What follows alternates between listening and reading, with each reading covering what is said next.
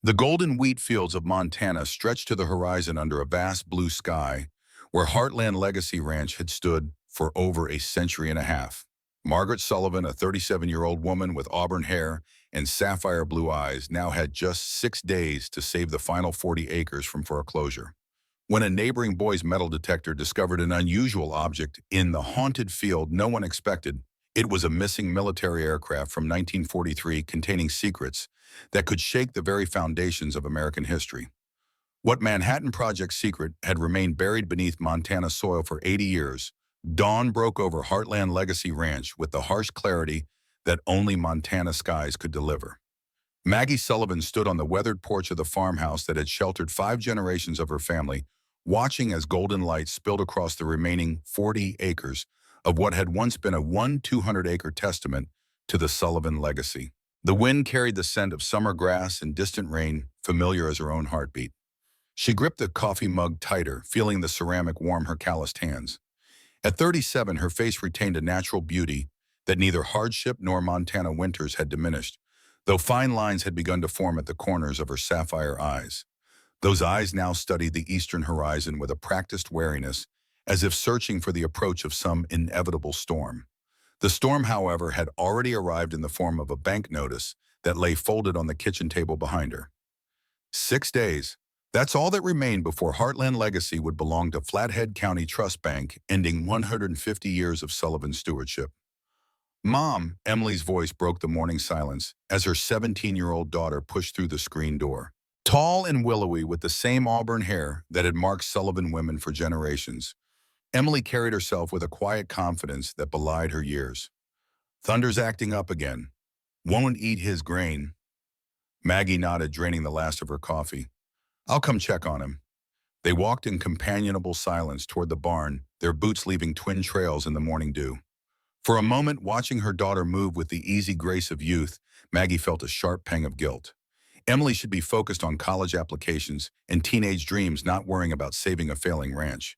The barn door creaked open to reveal the last remaining treasure of Heartland Legacy Thunder, a magnificent quarter-horse stallion whose bloodline stretched back to the ranch's founding days.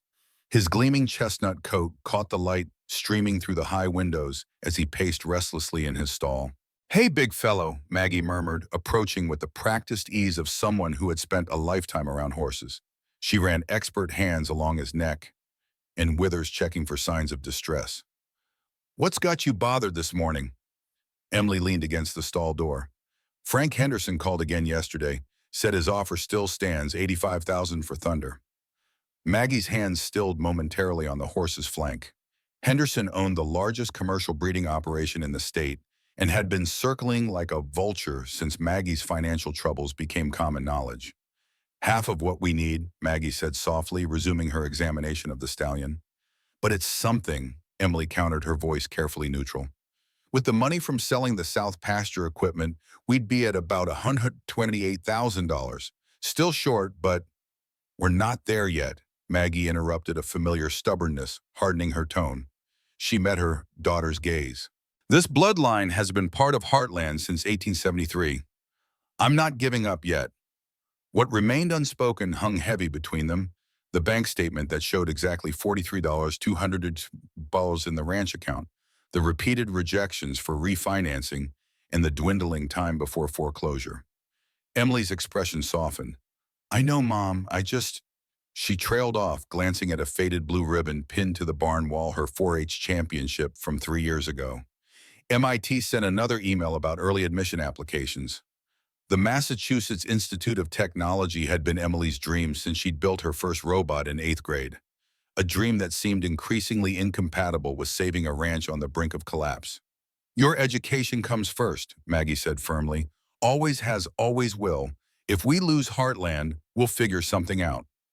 The familiar weight of being both mother and father settled on Maggie's shoulders. 17 years ago, she'd found herself pregnant at 20, married to a man who decided 2 years later that fatherhood and ranch life weren't for him. Since then, it had been just the two of them forging ahead through increasingly difficult circumstances. 10 years ago, when Maggie was 27, her parents had died in a car accident on the icy roads of Highway 2, leaving her, the ranch, its mounting debts, and the responsibility of continuing the Sullivan legacy. Year by year, acre by acre, she'd been forced to sell off portions of Heartland to keep the core operation running. Aunt Sarah called again, Emily said, watching Thunder nuzzle Maggie's palm for treats. Said her offer still stands, job at her company's accounting department apartment in Chicago. Maggie's jaw tightened. Her younger sister had escaped Montana 20 years ago for corporate America, returning only for their parents' funeral. Sarah's generous offer to help came with the condition that Maggie sell the remaining land and abandon the ranch life that Sarah had always viewed as backward and limiting, and live in some concrete box while developers turn Heartland into vacation homes. Maggie shook her head. This land isn't just property, Em. It's our history. Their conversation was interrupted by the distinctive rumble of a truck approaching. Maggie glanced out the barn door to see a familiar red Ford F-250 pulling up beside her weathered blue Chevy. Bobby's here. Emily noted a slight smile playing at her lips. Robert Bobby Thompson had purchased the neighboring property 3 years ago after retiring from the Army Corps of Engineers as a lieutenant colonel. At 45, his military bearing remained evident in his posture, though the Montana sun had weathered his face into rugged lines that complemented rather than diminished his handsome features. A widower raising his 15-year-old son Jason alone, Bobby had quickly become an invaluable neighbor, and Maggie sometimes admitted to herself in quiet moments a friend whose presence she had come to rely upon more than she cared to acknowledge. "Morning, Sullivans," Bobby called as he climbed from his truck. He wore a faded flannel shirt with the sleeves rolled up, revealing forearms tanned and muscled from ranch work. His son Jason emerged from the passenger side, lanky and slightly awkward in the way of teenage boys, his attention immediately drawn to Emily. "Hey," Jason said, raising a hand in Emily's direction, his attempt at casual coolness transparent to everyone. "I've got that fencing equipment I mentioned," Bobby said, approaching Maggie. "Thought I might help with the north boundary line repairs today, if you're amenable." Pride warred briefly with practicality in Maggie's mind. She couldn't afford to hire a crew, and the fence desperately needed repair before winter. "That would be appreciated," she finally conceded. "We'll provide lunch at least." Bobby's smile was warm. "Deal." He reached into his truck and retrieved a weatherproof folder. "Got something else you might find interesting. My brother-in-law works for the Montana Historical Society. He sent me these old aerial photographs of this area from the 1940s. Curiosity piqued. Maggie moved closer as Bobby spread several black and white images on the hood of his truck. These were taken by military reconnaissance planes in 1943 and 44, he explained. The Army was mapping potential emergency landing sites across Montana. Maggie immediately recognized the boundaries of what had once been the full Heartland Legacy Ranch. But what caught her attention was a strange disturbance in the southeastern pasture, a long, dark scar that cut across the land. "What am I looking at?" she asked, tracing the anomaly with her finger. "My brother-in-law thinks it might be evidence of an impact," Bobby replied. "Possibly a small aircraft that went down. There were a lot of training flights in this region during World War II. Maggie felt a chill that had nothing to do with the morning air. The southeastern pasture, roughly 15 acres of what should have been prime grazing land, had been effectively unusable for as long as she could remember.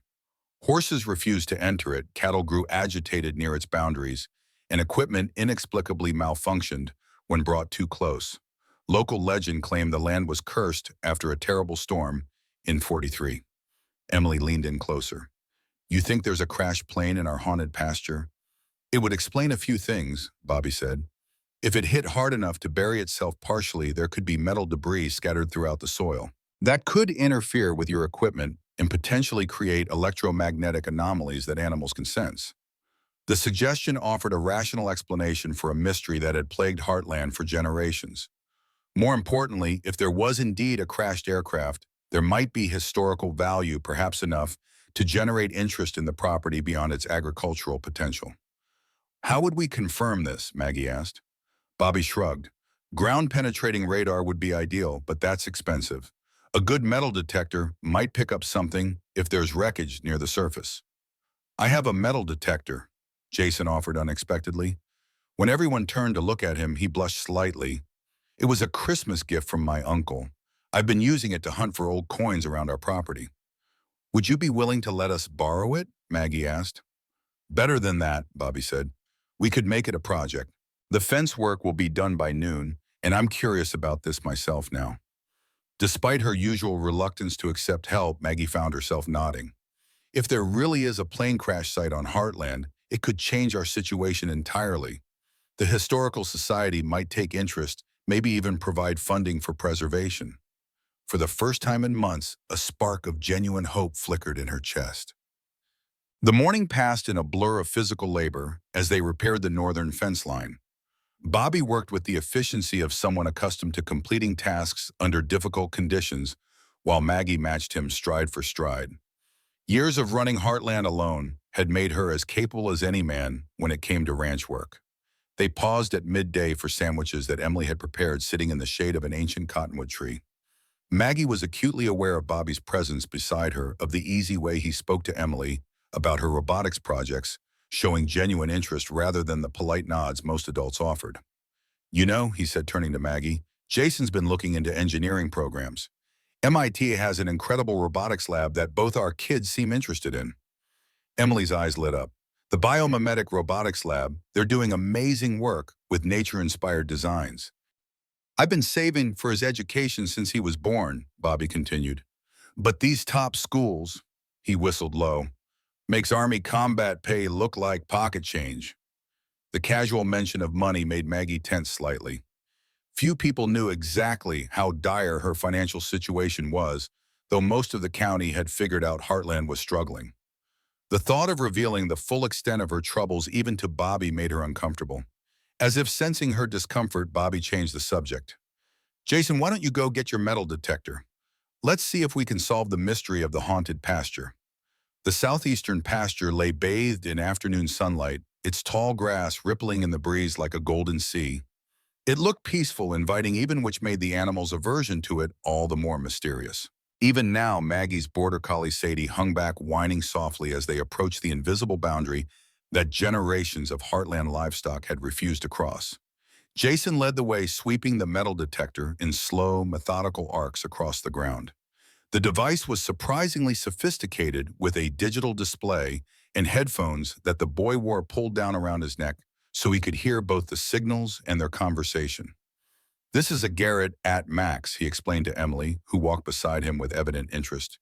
It can discriminate between different types of metals and give depth readings up to about 10 inches. For nearly 30 minutes, they found nothing significant: a few nails, an old horseshoe, various metal debris, typical of any ranch land. Then, as they approached a cluster of cottonwood trees that marked the center of the avoided area, the detector began to signal more frequently. Jason stopped adjusting the settings before continuing more slowly. There's definitely something here, he said, excitement edging his voice. And it's big. The signal is constant now. The detector's tone suddenly changed to a high-pitched, continuous whine. Jason stopped, marking the spot with a small flag from his kit. Whatever it is, it's just below the surface here, and it's substantial, much larger than coins or typical debris. Bobby retrieved a shovel from his truck. Only one way to find out, he said, beginning to dig carefully at the marked spot. The shovel struck something solid just 8 inches below the surface. Bobby knelt, brushing away soil to reveal a dull metal surface, corroded but distinctly man-made. Looks like aircraft aluminum, he said, his engineer's eye recognizing the material immediately. World War II era from the look of it.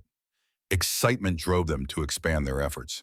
Emily ran to the barn, returning with additional shovels, and soon all four were carefully exposing more of the mysterious object. Within an hour, they had uncovered enough to confirm Bobby's theory.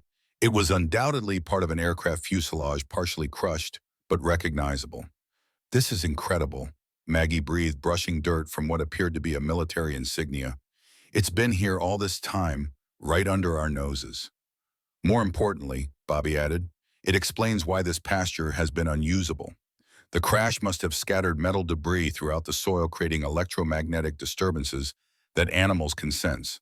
Horses are particularly sensitive to such things. As the afternoon progressed, they expanded their search area, uncovering more fragments of the aircraft. Jason's metal detector led them to increasingly significant finds: a twisted propeller blade, part of an instrument panel, and then something that changed everything. The detector gave a distinctive signal near the largest piece of fuselage. Bobby dug carefully, eventually revealing a metal box approximately 2 feet square. Its surface was dented but intact with a faded military stamp still visible on its side. "That's a security container," he said, his voice dropping to a near whisper. Military transport aircraft sometimes carried sensitive materials in these during wartime. Maggie stared at the box, her mind racing with possibilities. "Can we open it?" Bobby examined the container closely. "The lock mechanism is still intact but severely corroded. I have tools at my place that might help." The decision was unanimous. Using a tarp from Bobby's truck, they carefully lifted the heavy box and transported it to Maggie's kitchen table. By now, the sun was setting, casting long shadows across the property. "Before we go any further," Bobby said seriously, "we should consider notifying authorities. If this is from a military aircraft, there could be historical significance or even remains of personnel." Maggie nodded, though her thoughts were racing ahead. If this discovery could be legitimately tied to historical preservation, it might provide a way to save Heartland from foreclosure. At the very least, it would explain the pasture's problems and potentially make the land usable again. "Let's see what's in the box first," she suggested. "Then we'll know better what we're dealing with." Bobby used tools from his truck to carefully work on the corroded lock, while Emily researched online to identify the aircraft type from the photos they'd taken of the wreckage. "Based on the insignia and design," she announced, "it looks like a Soviet Skytrain, a military transport used extensively during World War II. They carried everything from troops to supplies to—" She paused, her eyes widening. "Oh, what is it?" Maggie asked, looking up from where she was helping Bobby. "According to this article, some C-47s were also used to transport high-value cargo, including monetary gold and silver bullion between military installations." The room fell silent as the implications sank in. Bobby worked with renewed focus on the lock, which finally gave way with a metallic groan. Everyone gathered close as he carefully lifted the lid. The container's contents had been protected from the elements for nearly 8 decades. Inside, nestled in deteriorating velvet cushioning, lay 12 small bars of gleaming metal, each stamped with official markings. Beside them was a leather pouch containing military documents, preserved but yellowed with age. "Is that gold?" Emily whispered, her eyes wide. Bobby lifted one of the bars, testing its weight. "Certainly feels like it," he said, his voice carefully neutral. "Military-grade gold bullion based on the stamps." Maggie picked up the documents, carefully unfolding brittle papers that told a story more valuable than the gold itself. "Flight manifest, classified cargo, emergency authorization," she read aloud, piecing together information. "This was a special transport from the Denver Mint to a military installation in Montana in February 1943. It appears they diverted from course due to weather and then nothing. The flight was reported missing." "After all these years," Bobby murmured, "a missing military transport with classified cargo sitting right here on Heartland land." The implications were overwhelming. Maggie sat heavily in a kitchen chair, her mind racing. If authenticated, the gold alone would be worth millions in today's market. The historical significance of finding a long-lost military aircraft with its cargo intact would attract national attention. "Mom," Emily said quietly, "this could save the ranch." "It's not that simple," Bobby cautioned. "This is government property. There will be investigations, claims processes. The military doesn't just let you keep classified cargo you find on your land." Maggie nodded, understanding the complexities. "But at minimum, it explains the pasture issue, and there would likely be a finder's fee or reward for reporting this. Plus, the historical significance could make Heartland eligible for preservation funding."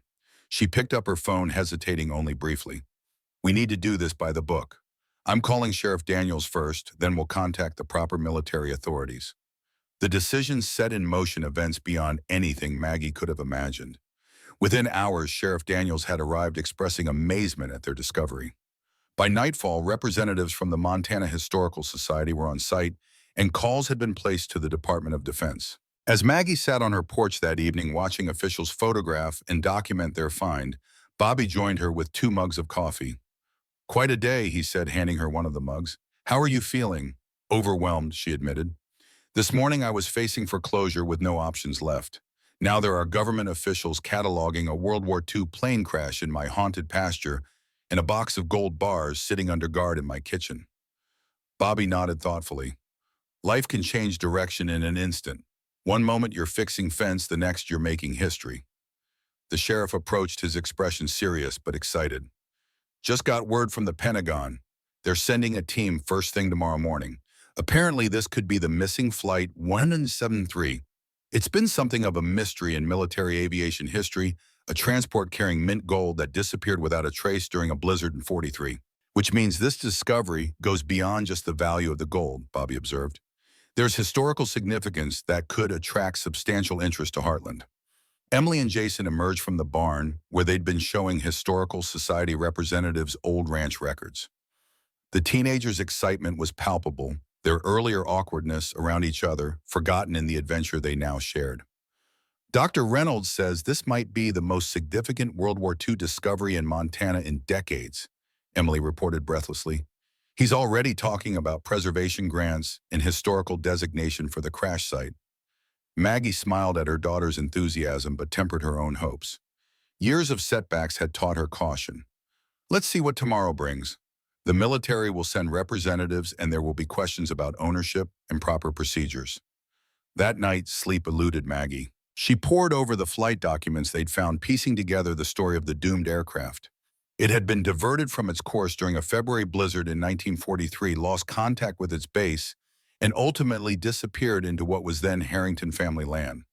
Her grandfather would have been running the ranch at that time, yet there was no family story about a plane crash, suggesting it had gone unnoticed, perhaps buried by the same storm that brought it down. Morning brought a flurry of activity unlike anything Heartland had seen in decades. Military vehicles arrived first, 3 black SUVs and a specialized equipment truck. They were followed by representatives from the FBI, the Treasury Department, and the Montana State Historical Preservation Office. By noon, the southeastern pasture had been transformed into an organized investigation site with white tents, equipment stations, and security perimeters. Captain Jennifer Reynolds, a poised Air Force officer specializing in historical aircraft recovery, took charge of the operation. She approached Maggie with professional courtesy but evident excitement. "Ms. Sullivan, I cannot overstate the significance of what you've discovered," she said as they watched recovery specialists carefully excavate more of the aircraft. Flight 173 has been one of military aviation's enduring mysteries. Finding it intact with its cargo secure is unprecedented. "What happens now?" Maggie asked, watching as the gold, now confirmed to be 12 10-kilogram bars of military-grade bullion, was carefully documented and secured by Treasury officials. "A complete archaeological-style recovery of the aircraft and all components," Captain Reynolds explained. "Documentation of the crash site, investigation into the cause, potential recovery of any remains, and, of course, proper handling of the cargo." "And the gold?" Maggie asked, the question foremost on her mind. The captain's expression remained neutral. "Technically, it remains government property." Then, seeing Maggie's face fall, she continued, "However, there are provisions for substantial finder's fees in cases like this. Additionally, the historical significance of this discovery on private land opens avenues for preservation grants and potential development as a historical site." Maggie processed this information carefully. "My priority is saving this ranch from foreclosure. We have a bank payment due in 5 days that we cannot meet." Captain Reynolds nodded understandingly. "I've been briefed on your situation. While I can't make promises, I can tell you that in similar cases, the government has moved quickly to provide advance compensation while final determinations are made. I'll ensure the appropriate officials are aware of your timeline." Throughout the day, experts continued their work while Maggie, Emily, Bobby, and Jason provided whatever assistance they could. By evening, the recovery team had uncovered most of the aircraft's remains and made a discovery that sent ripples of excitement through the entire operation. "We've located the pilot's sealed emergency log," announced Dr. Merritt, the historical preservation specialist holding up a small waterproof container. "This could tell us exactly what happened to Flight 173. In the makeshift command center, formerly Maggie's living room, officials gathered as Dr. Merritt carefully opened the container. Inside was a handwritten log, the final entries from Captain James Wilson detailing the flight's last hours. "February 17th, 1943, Dr. Merritt read aloud. "Diverted south due to deteriorating conditions. Navigation equipment compromised by electrical storm. Attempting emergency landing in what appears to be open ranch land. Cargo secure, but aircraft severely damaged. No radio contact possible. The final entry noted that the crew of 4 had survived the landing but were injured. They had secured the cargo and attempted to seek help in the blizzard conditions. Captain Reynolds dispatched teams to search the surrounding areas immediately. If they left the aircraft in that weather, she explained grimly, they wouldn't have survived long. We may find remains nearby. By nightfall, the search had indeed located evidence of the crew's fate, a small cave in a rocky outcropping a mile from the crash site containing the remains of 3 men, along with military identification tags. They had apparently sought shelter, but succumbed to their injuries or the cold. The 4th crew member remained unaccounted for until Emily made a startling connection. Searching through old Heartland records, she discovered entries from February 1943, mentioning a wounded stranger taken in by her great-grandfather during the worst blizzard in living memory. Listen to this, she said excitedly, reading from a leather-bound journal. February 19th, 1943. Stranger found half frozen by south fence. Military man by his talk, though no uniform. Feverish speaks of downed aircraft and duty. Margaret tending to frostbite. Will notify authorities when storm passes. Subsequent entries revealed that the man who identified himself only as Sergeant had died of his injuries 3 days later and was buried in the family plot. He had been delirious throughout speaking of securing the shipment and completing the mission. He must have been trying to reach help, Captain Reynolds concluded, and your ancestor never connected his arrival with a crashed plane which was likely completely buried by the blizzard. This human element of the story transformed media interest from moderate to intense. By the following morning, news vans lined the ranch's entrance, and Maggie found herself giving interviews about both the discovery and the Sullivan family's unwitting role in the historical mystery. The sergeant will receive proper military honors, Captain Reynolds assured Maggie, and this connection between your family and the flight crew adds another layer of historical significance to Heartland. On the 4th day of the investigation, with the bank deadline looming ever closer, Maggie was summoned to a meeting with officials from multiple agencies. Bobby accompanied her at her request, his military background providing valuable perspective. Director Lawrence from the Treasury Department addressed her directly. Ms. Sullivan, we've completed our preliminary assessment of the recovered gold bullion. The 12 bars represent a significant find, approximately $30, $4 million at current market value. Maggie felt lightheaded at the figure. It was far more than she had imagined. While the gold remains government property, Director Lawrence continued, federal regulations entitle you to a finder's fee of 10% of market value. Additionally, and Captain Reynolds picked up the explanation, the historical significance of the intact aircraft and documentation qualifies for preservation incentives through the Historical Aircraft Recovery Program. The Department of Defense is prepared to offer an immediate advance of $500,000 against the final settlement, which should address your immediate financial concerns. The complete compensation package, including historical preservation grants for maintaining the crash site, will total approximately $4.2 million. Maggie gripped the table edge, steadying herself. The amount was staggering enough not just to save the remaining 40 acres, but potentially to buy back portions of Heartland land that had been sold off over the years. There's one more thing, added Dr. Merritt from the Historical Society. The unique circumstances of this discovery, a missing military flight, the gold cargo, and your family's unwitting connection to the surviving crew member, make this site eligible for National Historic Landmark status.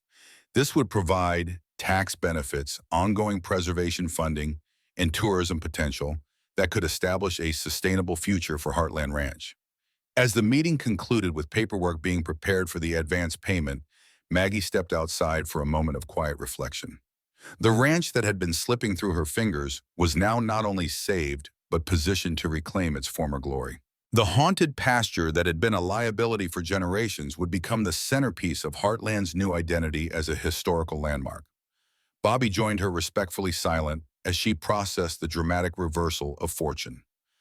My grandfather took in that sergeant without knowing his story, Maggie finally said. He's buried in our family plot, has been for almost 80 years. All this time he was the key to understanding why our horses wouldn't enter that pasture, why equipment failed there. And now in saving him, my ancestors ultimately saved Heartland.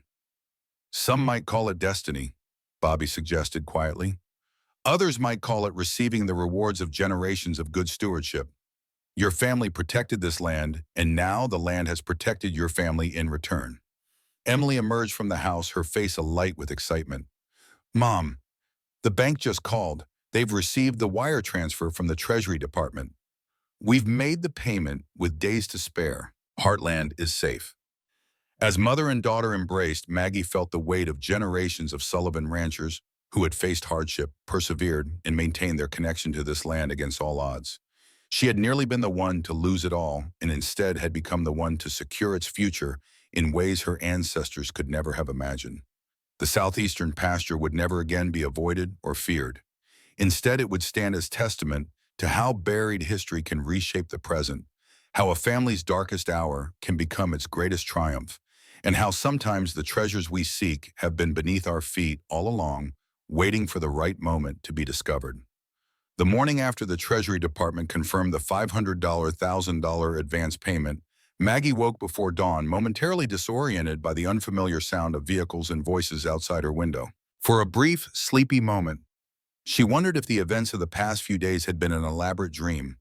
The crashed plane, the gold bars, the government officials transforming her failing ranch into the center of a historical investigation.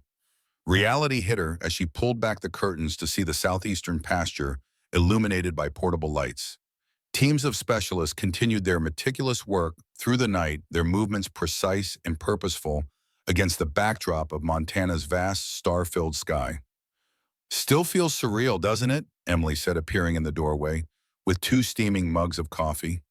At 17, her daughter had shouldered responsibilities far beyond her years, facing the ranch's impending loss with a maturity that both impressed and concerned Maggie. Now something new shone in Emily's eyes, not just relief, but genuine excitement about Heartland's future.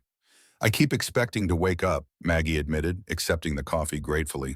Yesterday morning I was figuring out which possessions we could fit in the truck when we had to leave. Today I'm fielding calls from national news networks and historical preservation societies.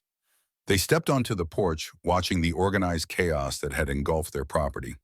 The small command center established in their front yard now featured satellite communications equipment, digital mapping stations, and a growing collection of artifacts recovered from the crash site. Military personnel worked alongside historians and archaeologists, all united in their mission to uncover the complete story of Flight 173. Captain Reynolds approached her uniform impeccable despite the early hour.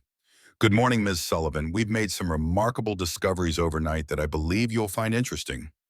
She led Maggie and Emily to a white tent where recovered items were being carefully cataloged and preserved. On a stainless steel table lay the pilot's logbook, now fully restored and digitized alongside personal effects from the crew members, watches, identification tags, even letters waiting to be sent to loved ones back home.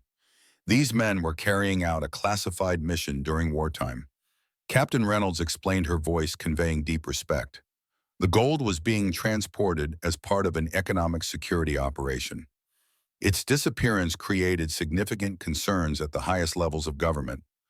Dramatic Merit from the Historical Society joined them, carefully handling a weathered leather wallet. This belonged to Lieutenant Michael Hayes, the co-pilot. Inside, we found this. He gently removed a black and white photograph of a young woman holding an infant.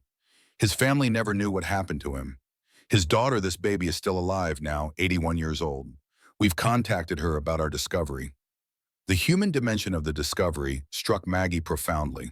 Beyond the gold and its financial implications, beyond the historical significance of finding a missing military aircraft, there were families who had spent decades without closure, wondering about the fate of their loved ones.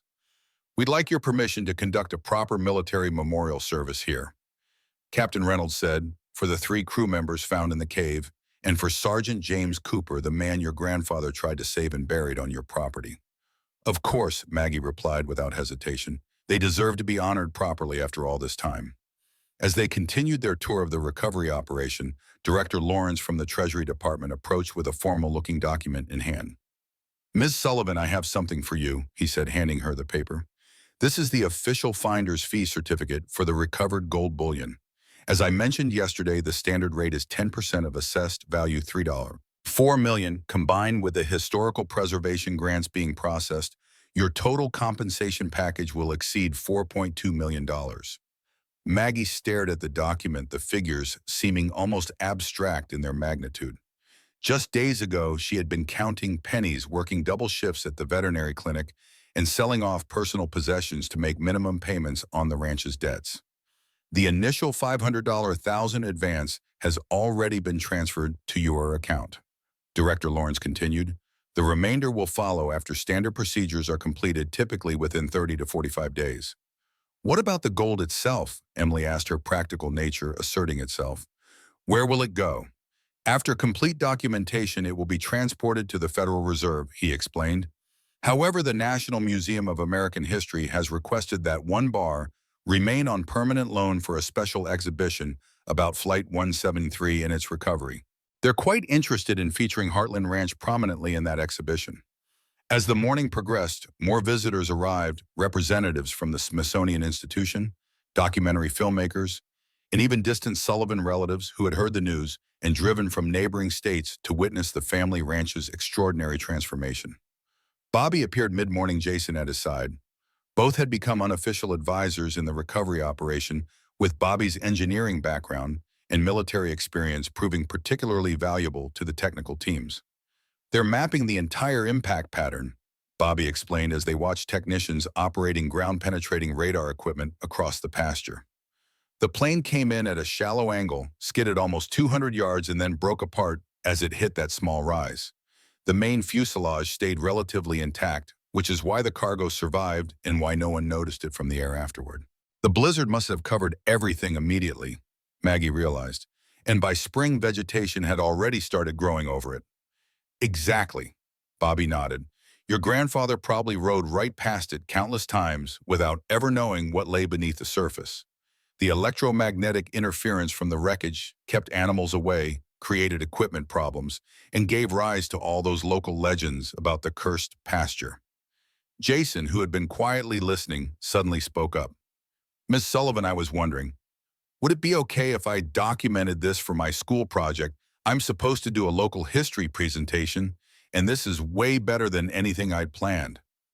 Maggie smiled at the teenager who had unwittingly changed the course of her family's future with his metal detector.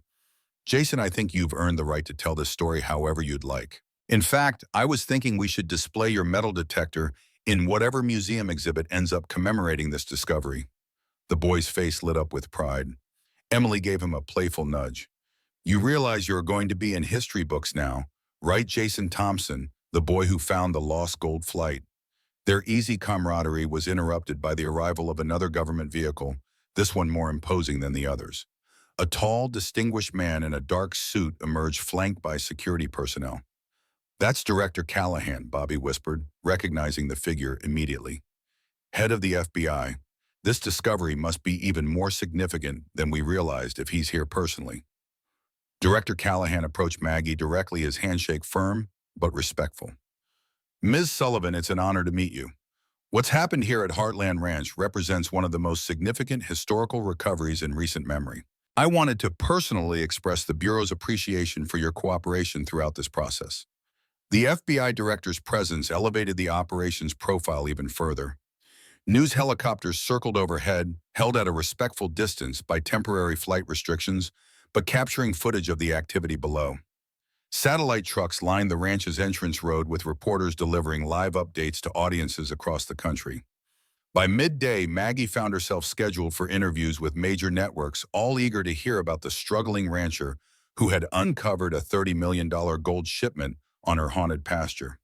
The story's elements were irresistible financial desperation, mysterious phenomena, buried treasure, military mystery, and a dramatic last-minute rescue of a generational family legacy.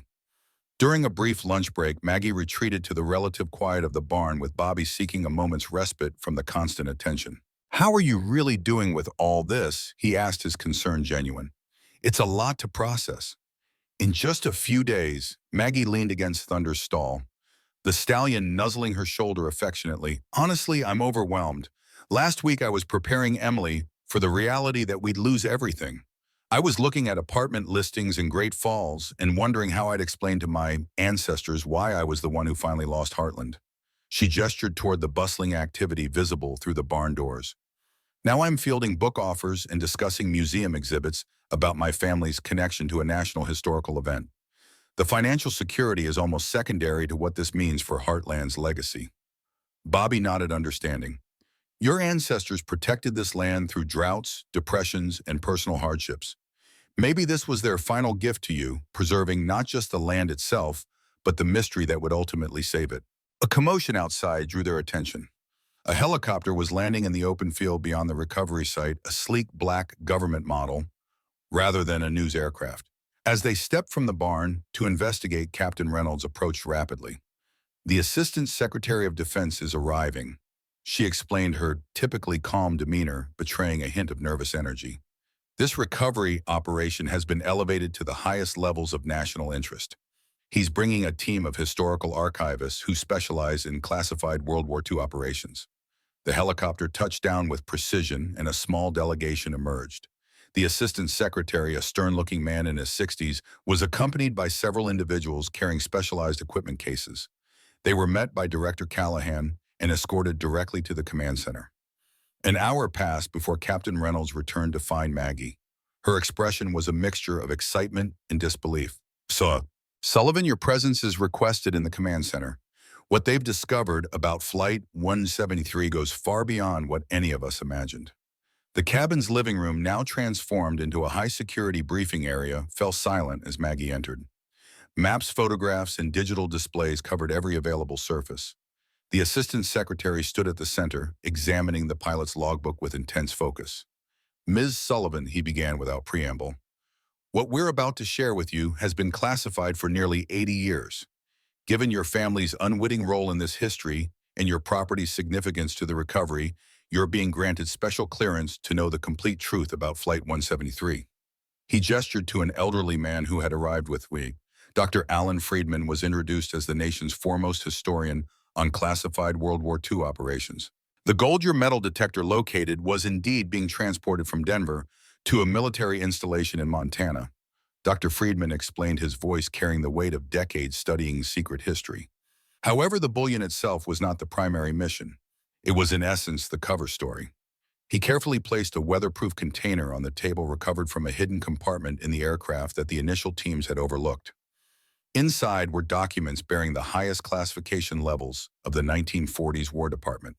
Flight 173 was carrying something far more valuable than gold, he continued.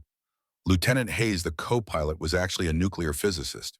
The classified compartment contained critical research components related to the Manhattan Project, the top-secret program that developed the atomic bomb.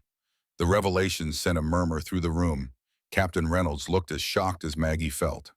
The gold was real, Dr. Friedman clarified, but it served primarily as misdirection. If the plane were intercepted or investigated, the gold would be the obvious valuable cargo, potentially diverting attention from the truly critical materials. The assistant secretary took over the explanation. The components and research notes Lieutenant Hayes was transporting contained breakthrough calculations related to implosion, design, a critical element in developing functional nuclear weapons.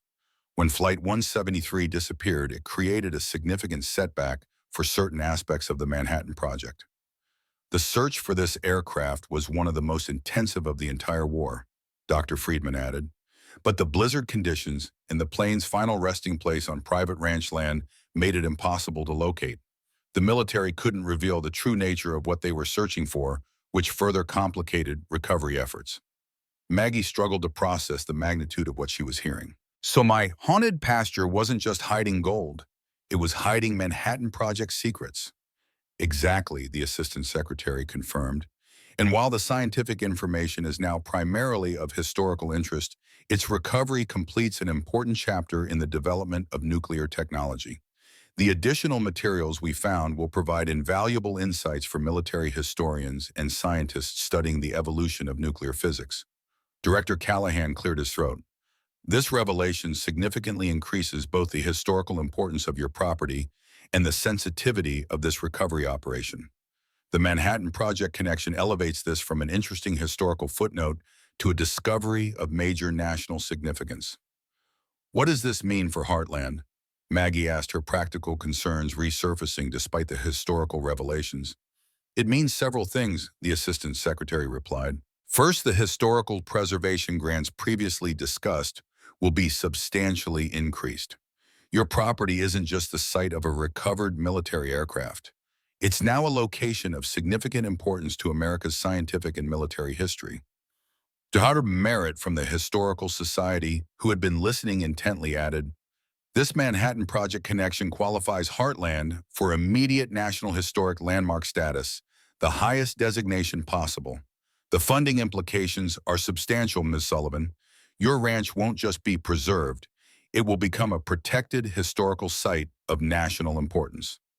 The briefing continued for another hour as officials explained the broader implications of their discovery. The Manhattan Project components would be transported to specialized facilities for analysis and eventual museum display.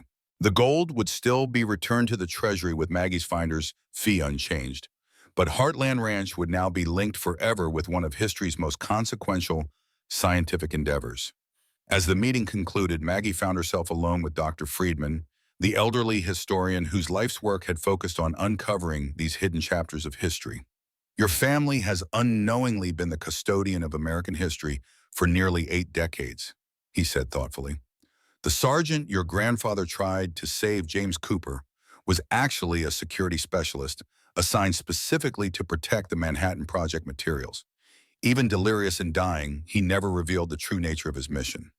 He's buried in our family plot," Maggie said softly. "All these years we had no idea who he really was or why he was here." "That's the nature of secret history," Dr. Friedman replied. "It surrounds us unseen until something or someone brings it to light. Your metal detector didn't just save your ranch, Ms. Sullivan. It completed a historical circle that began in 1943. When Maggie emerged from the command center, the late afternoon sun cast golden light across Heartland. Emily rushed to meet her, eager to hear what had transpired in the high-security briefing.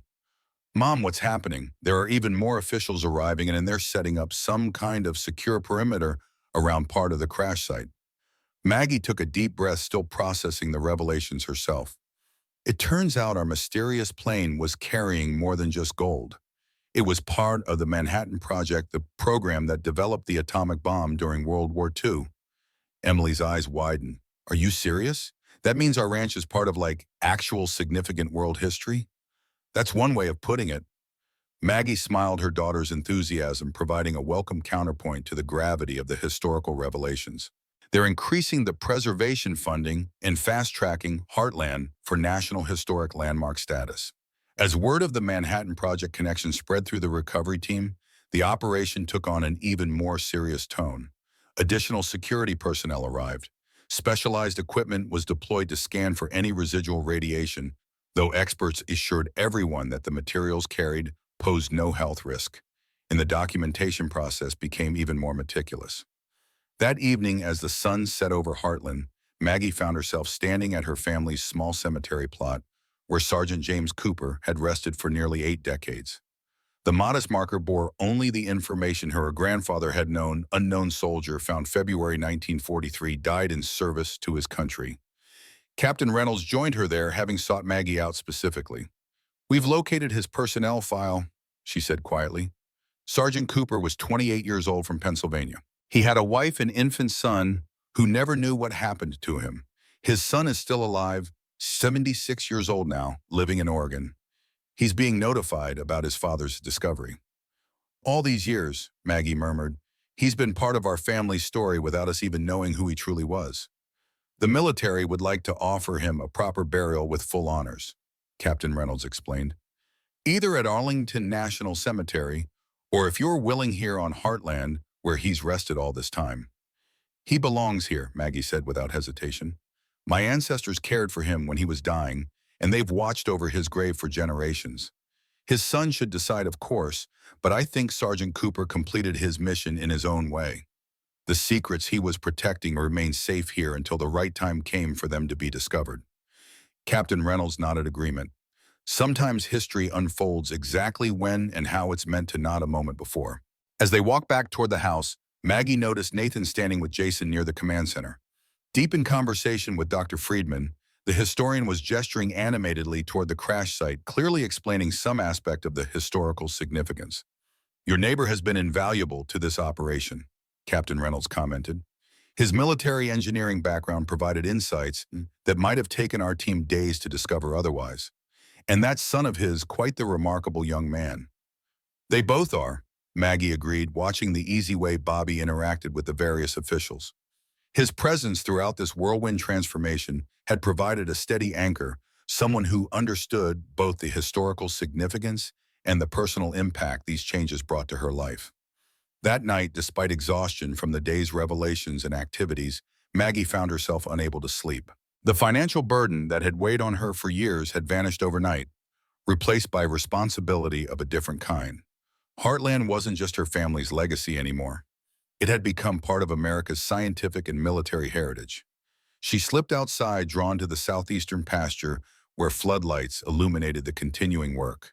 The haunted field that had confounded her family for generations now hummed with purpose and activity. Approaching the security perimeter, she was surprised to find the Assistant Secretary of Defense still on site, observing the recovery process with focused attention. "Ms. Sullivan," he acknowledged, gesturing for her to join him. "I couldn't leave without seeing this through. Some moments in history deserve to be witnessed firsthand." They stood in companionable silence, watching as technicians carefully extracted what appeared to be a lead-lined container from deep within the aircraft wreckage. "That's it?" the Assistant Secretary said quietly. "The primary Manhattan Project components, prototype detonator designs, and Lieutenant Hayes's research notes. What was lost to history is finally returning to light." "Why tell me the full story?" Maggie asked. "You could have simply recovered the gold, paid the finder's fee, and kept the Manhattan Project connection classified." He considered her question thoughtfully. "America's history belongs to its people, Miss Sullivan. Even the classified chapters once sufficient time has passed. Your family has been the unwitting guardian of this history for nearly 80 years. You deserve to know the truth about what you have been protecting all this time." As dawn approached, bringing with it the promise of another extraordinary day at Heartland, Maggie returned to the house to find Emily awake and working intently at the kitchen table. Spread before her were ranch documents, historical society pamphlets, and hasty sketches on notebook paper. "What are you doing up so early?" Maggie asked, pouring herself a much-needed cup of coffee. "Planning," Emily replied, her expression animated despite the early hour. "Mom, I've been thinking about how we can preserve Heartland's working ranch identity while also honoring its new historical significance." She turned her notebook to show a rough layout. "See, we could restore the main ranch house as a historical interpretation center, maintain the current pastures for the horses, and create a dedicated memorial for Flight 173 and its crew. The southeastern field becomes the historical site, but the rest of Heartland continues as a working ranch." Maggie studied her daughter's vision with growing appreciation. Emily wasn't just thinking about preserving the past. She was actively planning for a future that honored both their family's ranching heritage and the historical significance thrust upon them. "With the funding coming in," Emily continued enthusiastically, "we could even buy back some of the original Heartland acreage that was sold off, restore the ranch to what it was meant to be, while also creating something new that serves a greater purpose." Maggie felt a surge of pride watching her daughter's passionate planning. The teenager who had stoically faced the ranch's impending loss just days ago was now confidently charting its renewal with vision and purpose. "What about college?" Maggie asked gently. "You've dreamed of MIT since freshman year." Emily hesitated briefly. "I've been thinking about that. What if I studied historic preservation or museum management instead? Then I could apply what I learned directly to Heartland. This place isn't just our past anymore, Mom. It's a future I want to be part of building." Before Maggie could respond, a knock at the door announced Captain Reynolds, whose expression suggested new developments. "Good morning," she greeted them.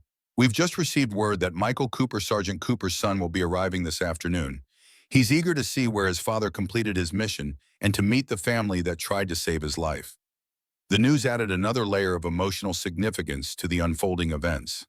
Maggie immediately began preparations to welcome this man, whose father had been an unnamed part of their family story for generations. "Also," Captain Reynolds continued, "Director Callahan asked me to inform you that the press conference has been scheduled for noon tomorrow. The full story of Flight 173 will be shared with the public, including its Manhattan Project connection and your family's role in both 1943 and today." As Captain Reynolds departed, Maggie found herself standing in her kitchen, the heart of the home that had nearly been lost, marveling at how completely her world had transformed in less than a week. The metal detector that had seemed like a desperate last attempt to find value in the haunted pasture had instead uncovered threads of history that connected her family to world-changing events. Outside, the morning sun illuminated Heartland Ranch in golden light. Government vehicles, research equipment, and recovery teams created an incongruous scene against the backdrop of the working Montana ranch. But Maggie recognized that this juxtaposition represented Heartland's new identity, a place where America's frontier spirit and scientific achievement converged in unexpected ways. Emily joined her at the window, her eyes bright with purpose. "You know what this means, don't you, Mom?" The horses were right all along. They sensed something important in that field, something beyond our understanding. They weren't avoiding a curse. They were respecting history. Maggie put her arm around her daughter's shoulders, recognizing the wisdom in her observation. Sometimes, she reflected, the most profound truths come to us from unexpected sources, from animals that sense what humans cannot perceive, from metal detectors that reveal what soil has hidden, and from ancestors who preserve mysteries until the moment when they're ready to be discovered. Late that morning, a discovery near the crash site sent ripples of excitement through the recovery team. Jason's metal detector, which had become something of a lucky charm for the operation, signaled strongly at a location 50 yards from the main wreckage, a spot that initially hadn't seemed connected to the crash. "There's definitely something substantial here," Jason told the archaeologist who had come to investigate his finding. "The signal pattern is different from the aircraft debris, more concentrated, like a single large object." Under the supervision of Dr. Merritt, a careful excavation revealed a small metal door set into what appeared to be a concrete structure buried beneath the soil. Years of accumulation had hidden it completely from view, with only its metal handle close enough to the surface to trigger Jason's detector. "This isn't part of the aircraft," Bobby said, examining the construction. "This looks military, but it's a deliberate installation, a bunker, or storage facility of some kind." Captain Reynolds immediately established a security perimeter around the new discovery. "We need to approach this carefully. If this is connected to the Manhattan Project materials, it could be significant." The Assistant Secretary of Defense was quickly briefed and arrived at the scene within minutes. After consulting with security specialists, he authorized the opening of what was now suspected to be a secret government installation. The heavy metal door resisted at first, its hinges frozen after decades underground. When it finally yielded with a protesting groan, flashlights revealed a small concrete bunker approximately 12 feet square, containing a radio set, maps mounted on the walls, and a large safe in the corner. "This is a monitoring station," Bobby said, his military experience allowing him to recognize the purpose immediately. "Probably set up after the crash to maintain surveillance of the site." "But why wouldn't they have recovered the aircraft and cargo?" Maggie asked, peering into the bunker from the entrance. Dr. Friedman, who had joined the growing crowd of officials, offered an explanation. "The Manhattan Project operated on a strict need-to-know basis. The recovery team may not have known exactly what they were looking for. If the wreckage was buried deeply enough by the blizzard, they might have established this monitoring station to ensure the area remains secure while planning a more comprehensive recovery operation." "Then why was it abandoned?" Emily asked. "The war," Dr. Friedman said simply. "Resources were stretched thin. What started as a temporary monitoring solution likely became permanent as the war intensified. Eventually, with personnel reassignments and the compartmentalized nature of classified operations, this site may have simply fallen through the bureaucratic cracks. And the safe proved to be the bunker's most valuable content. After documentation and careful opening by security specialists, it revealed a treasure trove of historical documents, detailed maps of the crash site, surveillance reports spanning several months in 1943, and most significantly, a complete manifest of the Manhattan Project materials being transported on Flight 173. "This is extraordinary." Dr. Friedman breathed carefully, examining the documents with gloved hands. "These materials fill in crucial gaps in our understanding of early implosion design work. The technical specifications here represent a missing link in the development timeline of the nuclear program." For Maggie, however, the most personally significant discovery was a folder containing information about her grandfather, Frank Sullivan. The documents revealed that he had been specifically approached by military intelligence officers several weeks after the crash and sworn to secrecy about both the aircraft and the mysterious soldier he had buried. "Your grandfather was officially designated as a civilian auxiliary to the Manhattan Project security team," Captain Reynolds explained, reviewing the personnel file. He was instructed to monitor the southeastern pasture and report any unusual activity, all without knowing the true significance of what he was guarding.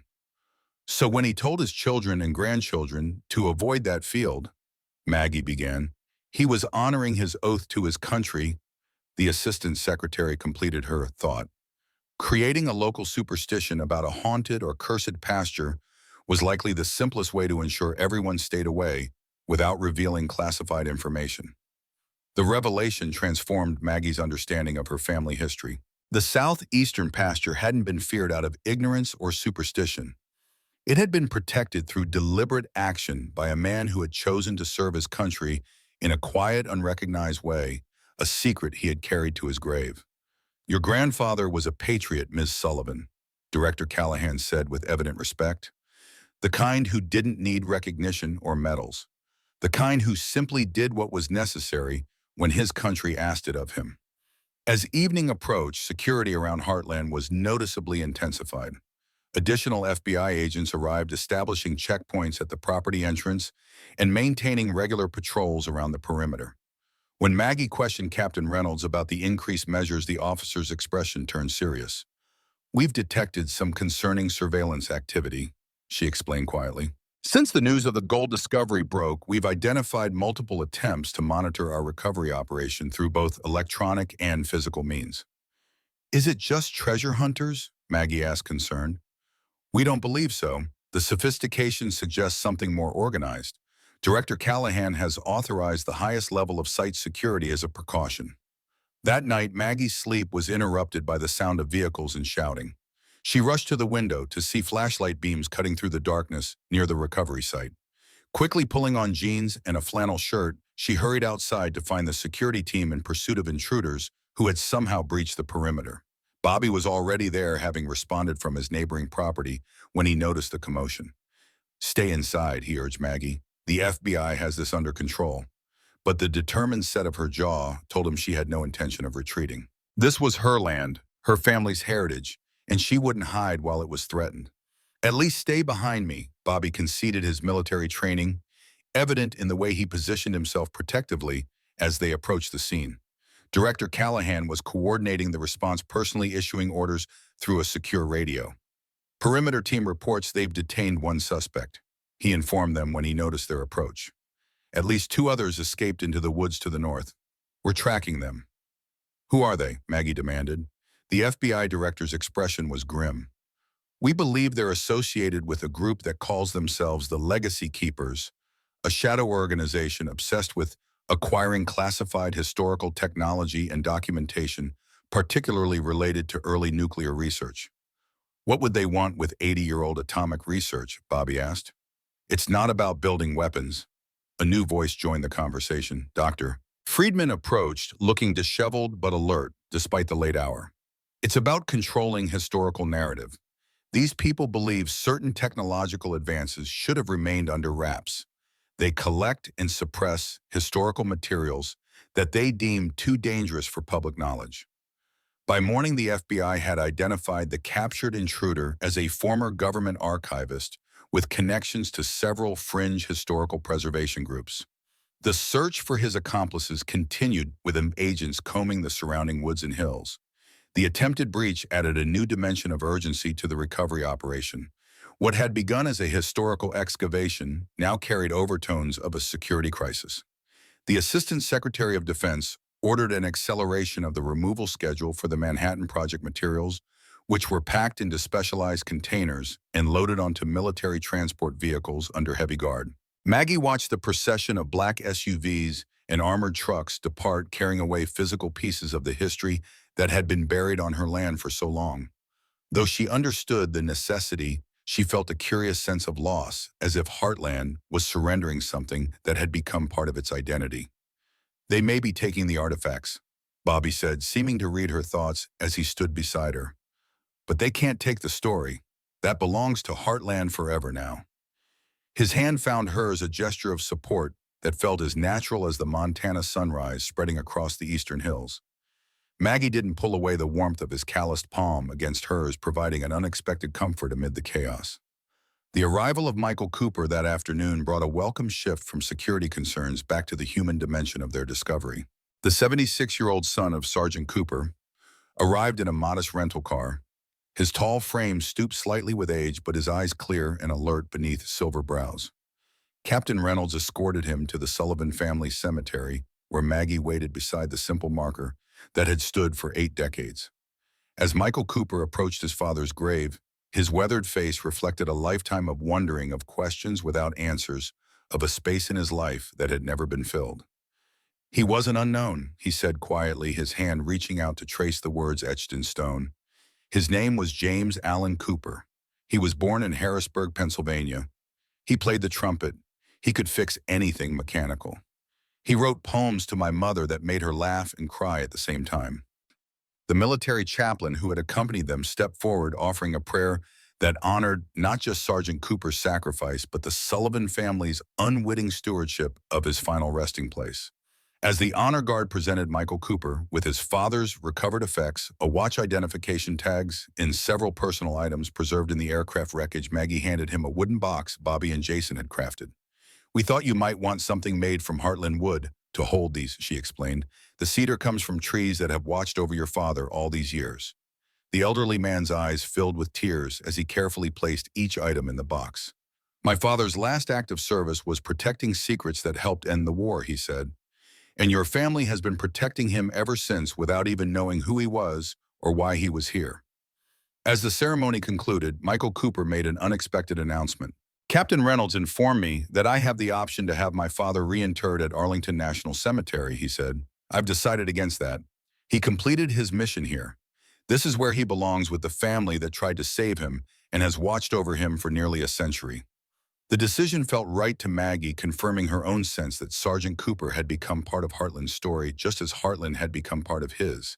The boundaries between family history and national history had blurred, creating something new and meaningful that transcended both. Later that evening, Jason made a discovery that would add yet another layer to the unfolding story. While helping to catalog photographs of the flight crew for the planned memorial service, he found himself staring at the official portrait of Lieutenant Daniel Hayes, the co-pilot and Manhattan Project physicist. "Dad," he called, his voice strained with unexpected emotion. "You need to see this." Bobby joined his son, peering at the photograph. His expression shifted from curiosity to shock as he recognized something in the face of the long-dead airman. "He looks like Grandpa Elliot," Jason said quietly. "Same eyes, same jawline." Bobby took the photograph with trembling hands. "My father-in-law, your mother's father, was adopted. He never knew his birth parents. All he had was a birth certificate showing he was born in Montana in July 1943. Merritt, overhearing the exchange, approached cautiously. Lieutenant Hayes' personal effects included letters to his wife, Carolyn. She was pregnant when he left on his final mission. According to our research, she gave birth to a son in Montana in July 1943, a son who was put up for adoption after she fell ill with pneumonia and died later that year. The implications sent a wave of shocked silence through the room. Jason stared at the photograph again, seeing his own features reflected in the face of a man who had died decades before he was born. "Lieutenant Hayes is my grandfather," he finally managed. Dr. Merritt nodded slowly. "We would need DNA confirmation, of course, but the timeline and physical resemblance are compelling. If your maternal grandfather was born in Montana in July 1943 and adopted, there's a strong possibility." Maggie watched as Bobby placed a supportive hand on his son's shoulder, the teenager struggling to process this unexpected connection to history.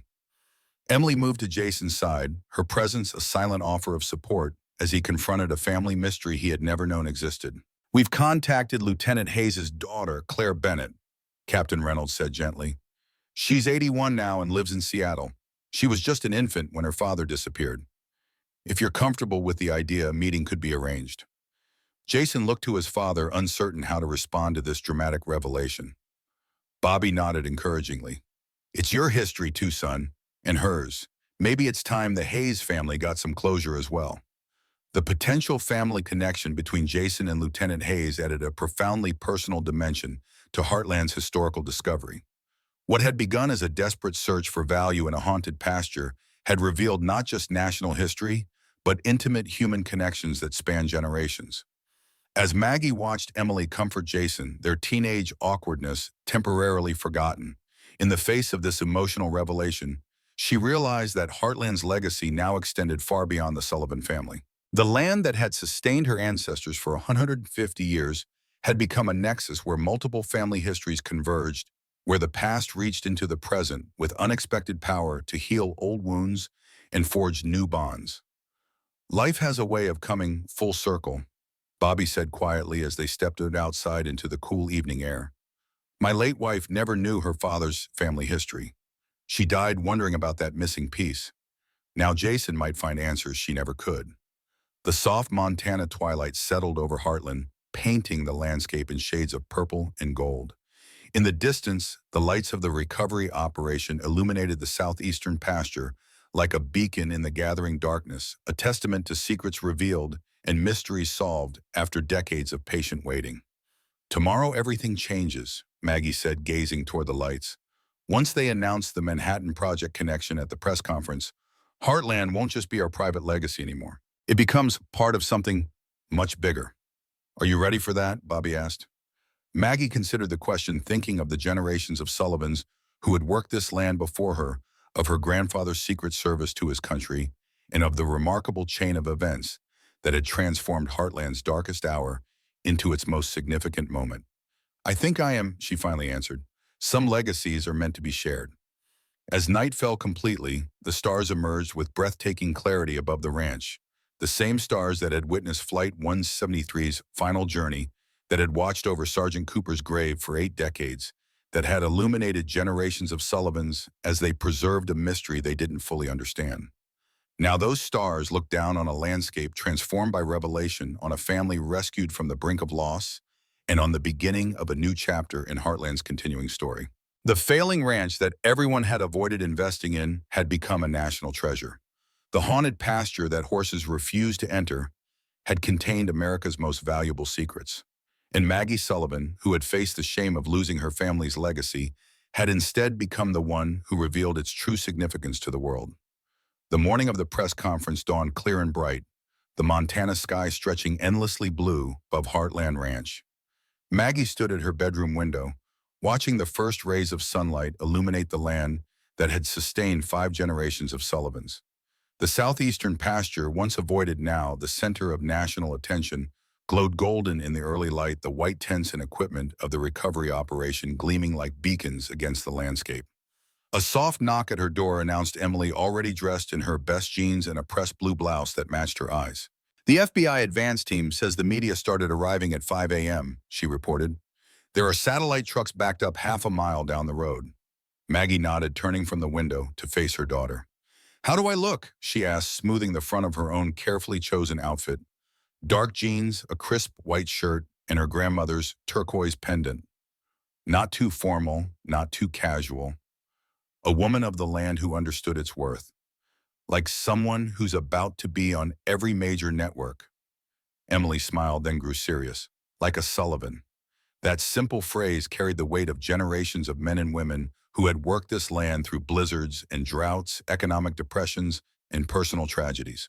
People who had preserved not just a ranch, but a legacy without ever knowing they were also guarding secrets that would one day change everything. Downstairs, Bobby and Jason had arrived early, bringing coffee and fresh pastries from the bakery in town. Bobby looked uncharacteristically formal in a button-down shirt and blazer, though his weathered cowboy boots provided a reassuring touch of normalcy. His eyes found Maggie's as she descended the stairs, a silent question in his gaze that she answered with a small nod. She was ready. They've set up the podium near the main recovery site, he said, handing her a steaming mug. Director Callahan wants to do a final briefing with you before things get started. The kitchen that had been the heart of the Sullivan home for generations now hummed with activity as government officials coordinated final security arrangements. Through the window, Maggie could see the parking area filling with vehicles, black SUVs from various federal agencies, vans from national media outlets, and a growing collection of cars bearing Montana license plates. Word had spread through the county and beyond, drawing neighbors and strangers alike to witness Heartland's moment in history. Captain Reynolds entered, her uniform pressed to perfection. Miss Sullivan, we've received word that Claire Bennett has arrived safely. She's being escorted to the guest area now. The arrival of Lieutenant Hayes's daughter, the baby in the photograph, now an 81-year-old woman, added another layer of emotional significance to the day's events. Her potential connection to Jason had been confirmed through preliminary DNA comparisons, turning a historical discovery into a deeply personal reunion across generations. And Michael Cooper, Maggie asked, thinking of Sergeant Cooper's son, who had formed such an immediate connection to Heartland. Already at the memorial site with the military chaplain, Captain Reynolds confirmed, he's requested a few moments of privacy before the public events begin. Director Callahan joined them, his presence commanding immediate attention. Miss Oz, Sullivan, the Assistant Secretary of Defense, has authorized me to inform you that the security situation has been resolved. We apprehended the remaining members of the Legacy Keepers organization at a motel in Great Falls last night. Their interest in the Manhattan Project materials was, as we suspected, ideologically motivated rather than practical. Will they face charges? Bobby asked, his protective instincts evident in his tone. Federal charges for trespassing on a national security site, attempted theft of government property, and several other violations, the FBI director confirmed. They won't be a concern going forward. Relieved that the shadow of threat had been lifted, Maggie allowed herself to focus fully on the historic significance of what was about to unfold. In less than an hour, Heartland Ranch would be officially recognized, not just as the site of a recovered wartime treasure, but as a place of profound importance to America's scientific and military history. Outside, the assembled crowd had grown to several hundred people: journalists, government officials, historians, and curious citizens. A podium bearing the Department of Defense seal stood on a raised platform with the partially excavated aircraft visible in the background. Maggie took her place in the front row beside Michael Cooper, whose weathered face carried both grief and pride as he prepared to hear his father's story told publicly for the first time. On her other side sat Claire Bennett, a dignified elderly woman whose alert blue eyes, so strikingly similar to Jason's, scanned the recovering site with intense interest. Her son and daughter flanked her protectively, while Jason sat directly behind them, still processing the discovery that this woman was his father's half-sister, making her his great-aunt. At precisely noon, the Assistant Secretary of Defense approached the podium, flanked by Director Callahan and Captain Reynolds.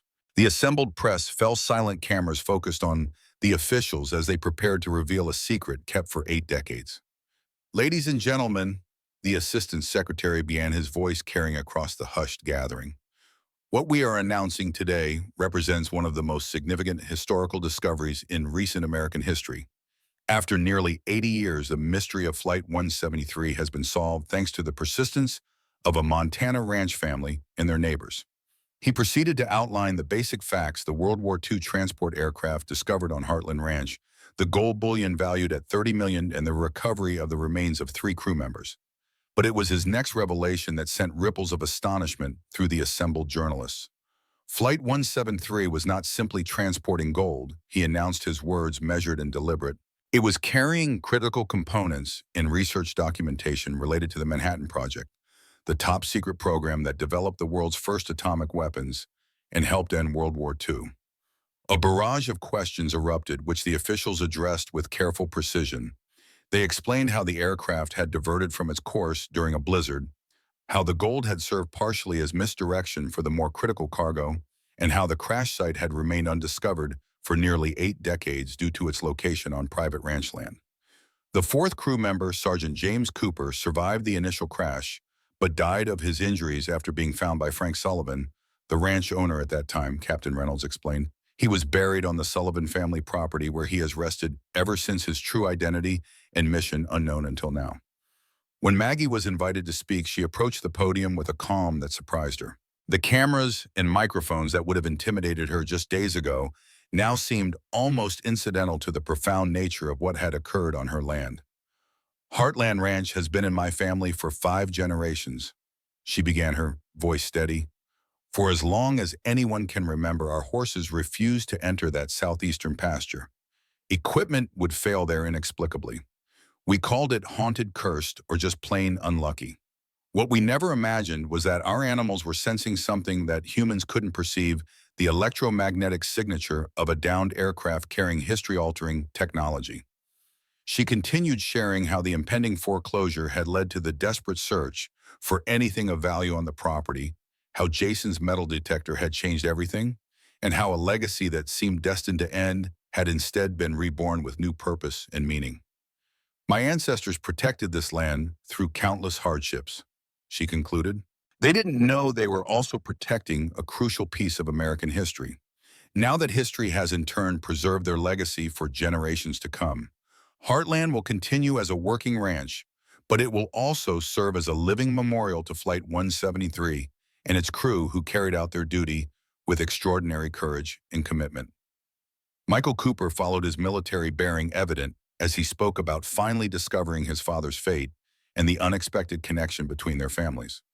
My father's mission didn't end when his aircraft crashed, he said, emotion evident in his voice. In a way, it continued through the Sullivan family, who became the unwitting guardians of both his final resting place and the secrets he died protecting. As the press conference continued, Dr. Friedman revealed the most recent discovery about Frank Sullivan's role in the events following the crash. What we've learned in the last 24 hours changes our understanding of this history in a remarkable way, the elderly historian explained. Documents recovered from the monitoring bunker reveal that Frank Sullivan was specifically recruited by military intelligence as a civilian auxiliary to the Manhattan Project security operation. This revelation drew gasps from those assembled, particularly the Sullivan family members who had gathered from across Montana to witness the press conference. Mr. Sullivan was sworn to secrecy about both the aircraft and the identity of Sergeant Cooper. Dr. Friedman continued. He created the legend of the haunted pasture as a means of ensuring that the crash site remained undisturbed, a cover story that was passed down through generations of his family without them ever knowing its true purpose. Maggie felt a profound sense of pride as she listened to this account of her grandfather, a man whose quiet patriotism had manifested not in battlefield heroics, but in the patient guardianship of secrets too important to reveal even to his own family. The press conference concluded with the announcement that Heartland Ranch would receive immediate designation as a National Historic Landmark with the preservation funding to establish a proper memorial and educational center. The gold would be returned to the Treasury Department with 1 bar remaining on permanent loan for display at Heartland, and the Manhattan Project materials would be preserved for historical research and museum exhibition. As the formal proceedings ended and journalists swarmed forward with follow-up questions, Maggie slipped away from the crowd. She made her way to the old barn, seeking a moment of quiet reflection amidst the whirlwind of attention. The familiar scents of hay leather and horse sweat greeted her like old friends as she stepped inside the solid wooden structure, providing a temporary haven from the cameras and microphones. She found Thunder in his stall, his intelligent eyes regarding her with the same steady presence he had always offered. Maggie ran her hand along his gleaming neck, drawing comfort from the connection to this living piece of Heartland's heritage. "We're not selling you, after all," she told the stallion softly. "Turns out you're part of something much bigger than we realized." "He always was." Bobby's voice came from the barn entrance. He approached slowly, giving her the space she clearly sought. "The Sullivan bloodline is as much a part of Heartland's legacy as the land itself." Maggie turned to face him, suddenly acutely aware of how much his steady presence had meant throughout the tumultuous events of the past week. "Thank you," she said simply, "for everything. The fence repair that started all this, the support through every twist and turn, for understanding what this place means." Bobby moved closer, his eyes holding hers with an intensity that made her breath catch. "Some people are rooted to the land in a way others can't understand," he said quietly. "I recognize that in you from the first day we met. It's why I never offered financial help even when I could see you were struggling. You weren't looking for a handout or an easy exit. You were fighting for something that matters." The truth of his words resonated deep within her. For years, Maggie had carried the weight of Heartland's uncertain future alone, pushing away offers of help that felt like admissions of failure. But Bobby had seen her struggle not as weakness, but as strength, as the necessary fight to preserve something irreplaceable. "I don't know what happens next," she admitted. "Historic landmark status preservation grants finder's fees. It's all so abstract compared to the daily reality of running a ranch." "You adapt," Bobby said simply. "The Sullivan legacy evolves, but it doesn't end. and you don't have to figure it all out alone. His hand found hers, calloused palm against calloused palm, a physical connection that spoke of shared understanding and mutual respect. This time Maggie's fingers closed around his, accepting the unspoken offer of partnership in whatever form it might take. Their moment of connection was interrupted by Emily's appearance at the barn door. "Mom, they're asking for you at the memorial site. Claire Bennett wants to meet you before the dedication ceremony." Maggie reluctantly withdrew her hand from Bobby's, though the warmth of his touch lingered as she followed her daughter back into the sunlight. They made their way to the family cemetery, where a small gathering had assembled around Sergeant Cooper's grave, now adorned with a proper military marker and an American flag. Claire Bennett sat in a wheelchair beside the grave, her age evident in her frail frame, but her eyes sharp and alert. As Maggie approached, the elderly woman reached out a trembling hand. "Miss Sullivan," she said, her voice surprisingly strong, "I wanted to thank you personally.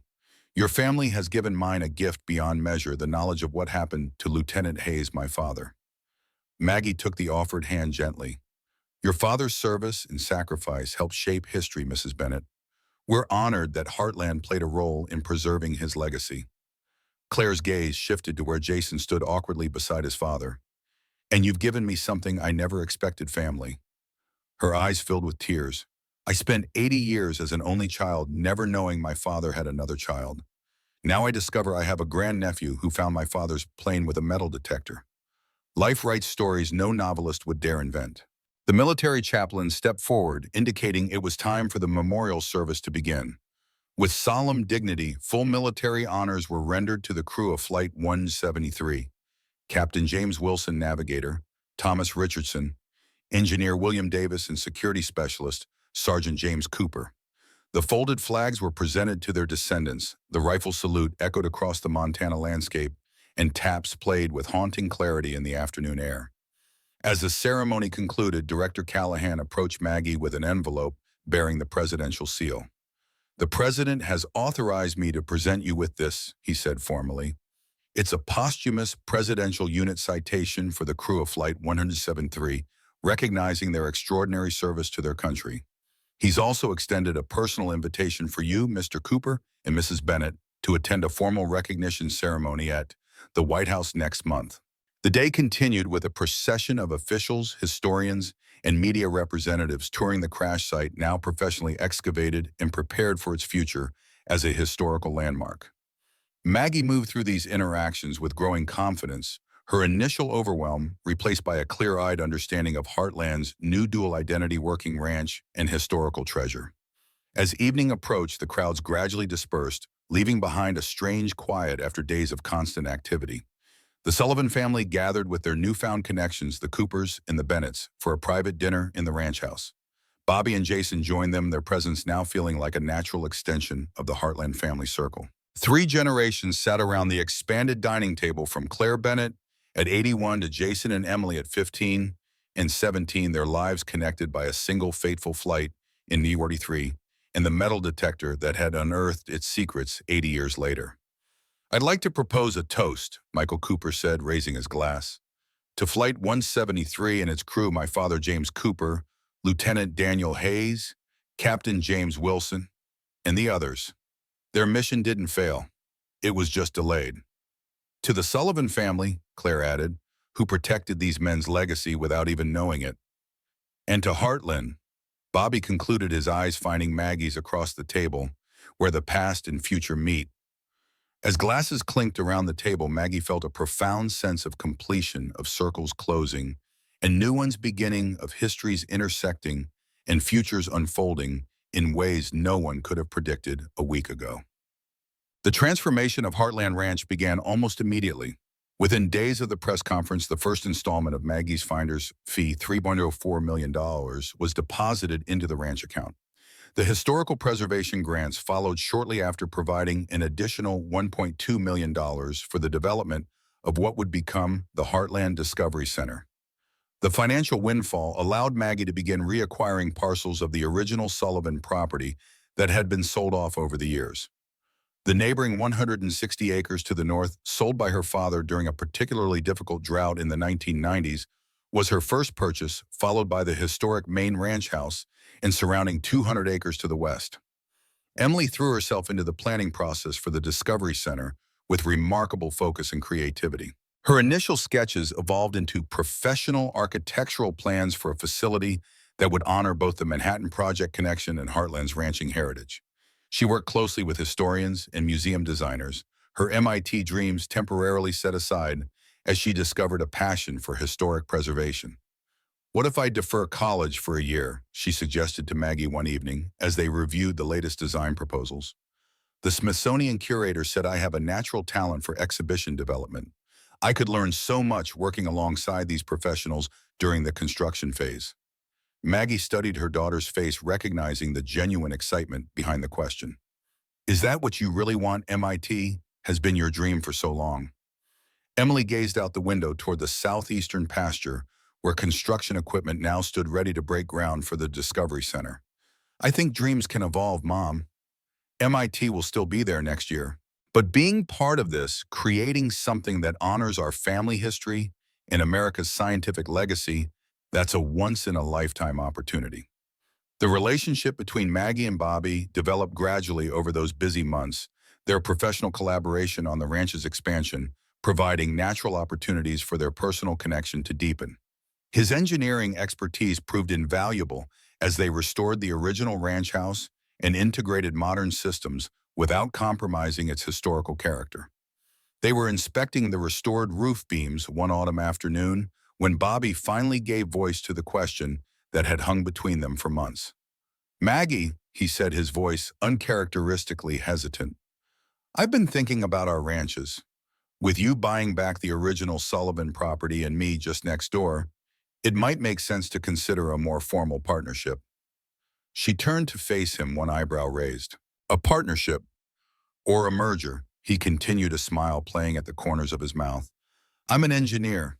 I tend to think in structural terms." "Is that your way of proposing?" Maggie asked, her heart suddenly racing despite her outward calm. Bobby's expression grew serious. "I've respected your independence from the first day I met you. I've admired your determination to preserve your family's legacy on your own terms. I'm not asking to rescue you. You've proven beyond any doubt that you don't need rescuing. I'm asking if we might build something together that's stronger than what either of us could create alone." Maggie considered his words, appreciating the careful way he had framed the question.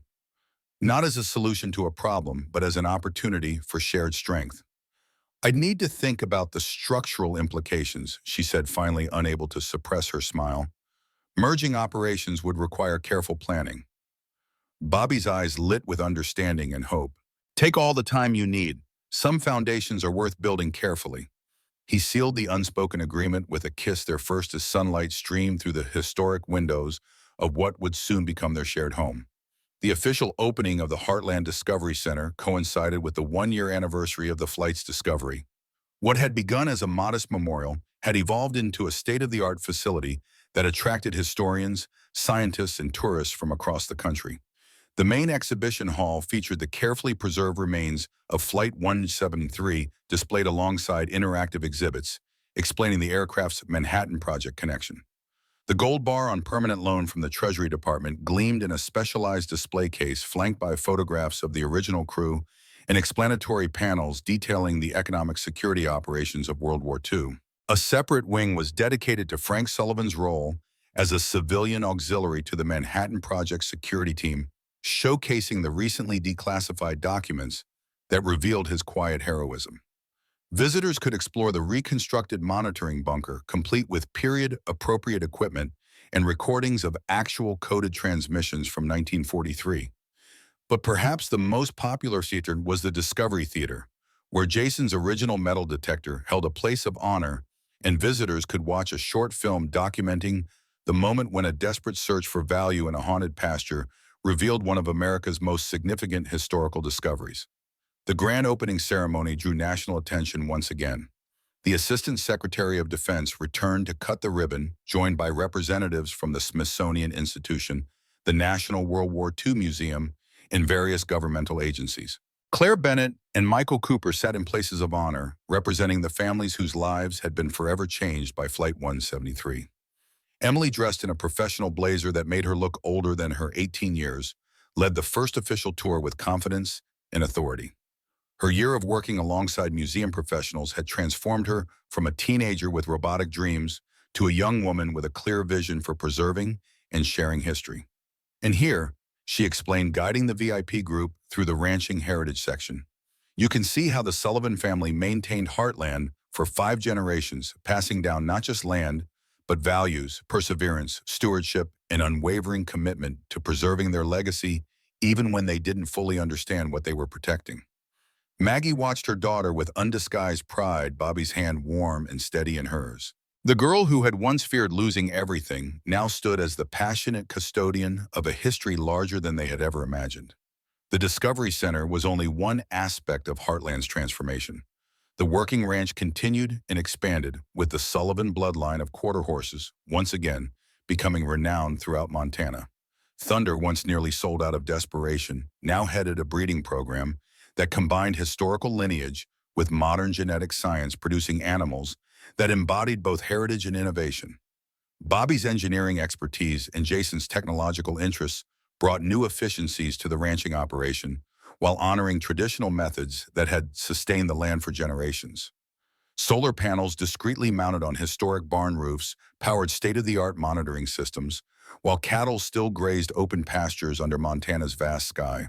Sarah, Maggie's sister from Chicago, visited during the grand opening and found herself unexpectedly moved by the transformation of the ranch she had once urged Maggie to abandon. "I owe you an apology," she admitted as they walked the property together. "I thought you were clinging to the past out of stubbornness. I didn't understand that sometimes preserving history is the most forward-thinking act possible." "The land knows what it needs," Maggie replied simply. "Sometimes we just have to listen carefully enough to hear it." 2 years after the discovery of Flight 173, Heartland Ranch hosted a special ceremony marking the 80th anniversary of the crash. The southeastern pasture, once avoided as cursed ground, had become a place of honor and remembrance, with a permanent memorial to the flight crew standing near the original impact site. Distinguished guests gathered from across the country: military officials, historians, government representatives, and most importantly, the extended families of both the flight crew and the Sullivans. 3 generations of Coopers stood alongside Hayes' family descendants, their lives intertwined by a shared history that had remained hidden for 8 decades. Jason, now 17, and preparing for his own college applications to engineering programs, but with a focus on historical preservation technology, had formed a close relationship with his great-aunt Claire. The elderly woman beamed with pride as he escorted her to the memorial site, their physical resemblance to Lieutenant Hayes visible to everyone who knew to look for it. Emily, home from her first semester at the University of Pennsylvania's Historic Preservation Program, had brought fellow students to witness what she proudly called applied history in action. Her professor had accompanied the group, interested in documenting Heartland as a case study in successful integration of historical significance with continuing agricultural use. Bobby and Maggie stood together near the memorial, their wedding bands catching the Montana sunlight. Their marriage 6 months earlier had formally united not just their hearts, but their lands, creating a combined operation that preserved both families' legacies while building something new and stronger together. The president sends his regrets that he couldn't attend personally. Director Callahan informed them as the ceremony was about to begin. "But he's designated me to present this in his stead." He handed Maggie an official document bearing the presidential seal, the formal declaration of Heartland Ranch as a National Historic Landmark, with special recognition of Frank Sullivan's role in preserving crucial Manhattan Project secrets. "Your grandfather never received public recognition for his service during his lifetime," the FBI director said. "This acknowledgement is long overdue." As the ceremony began with military honors rendered once again to the crew of Flight 173, Maggie found herself reflecting on the extraordinary journey of the past 2 years. The ranch that had been days away from foreclosure now stood secure for generations to come. The pasture that had been a liability had become the centerpiece of Heartland's new identity. The family legacy that had nearly ended with her had instead expanded in ways her ancestors could never have imagined. The official proceedings concluded with the unveiling of a new permanent exhibition, Jason's metal detector preserved in a custom display case at the entrance to the memorial site. Beneath it, a simple plaque read, "Some treasures remain hidden until exactly the right moment for their discovery." That evening, as sunset painted the Montana sky in breathtaking shades of gold and purple, Maggie and Bobby sat on the porch of the restored main ranch house, watching as the extended family Sullivans, Thompsons, Coopers, and Bennetts gathered around a bonfire in the distance. "Did you ever imagine this?" Bobby asked, his arm around her shoulders as they gazed out over the land that had sustained both their families through generations of hardship and joy. "Not in my wildest dreams," Maggie admitted. "2 years ago, I was preparing to lose everything.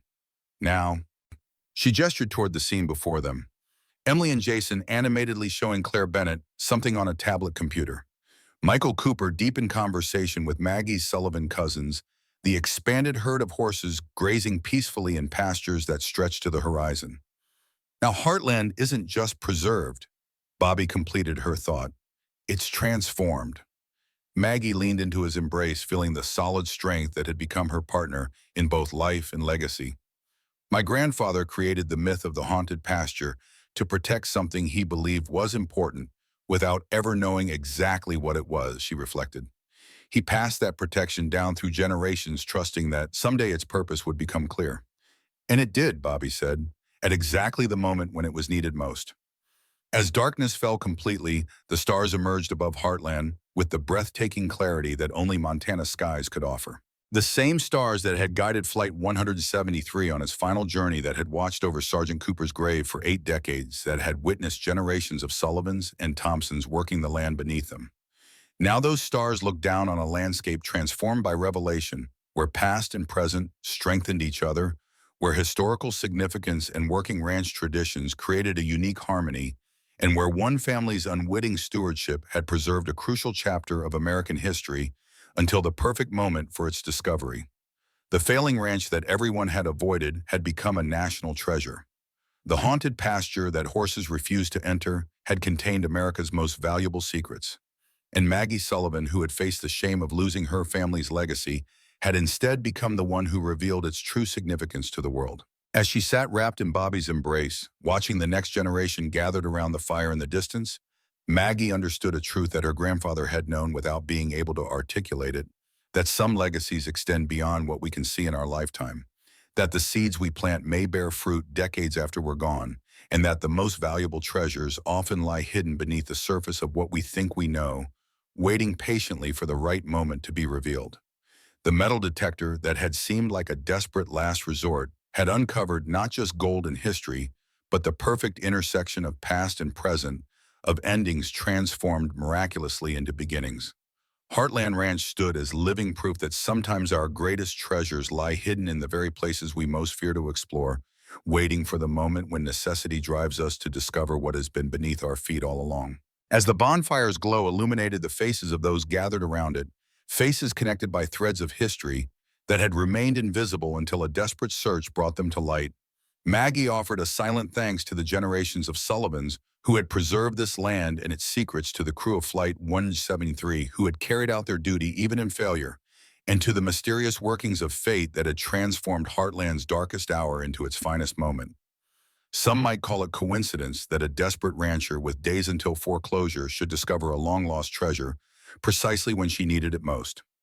Others might call it destiny, the inevitable revelation of secrets kept patiently for decades. But Maggie Sullivan Thompson preferred to see it as something simpler and more profound: the natural unfolding of a legacy bigger than any single generation could comprehend, connecting past and future in ways that only become visible when we're willing to dig beneath the surface of what we think we know. The Manhattan Project secrets had remained buried until technology, necessity, and courage combined to bring them to light.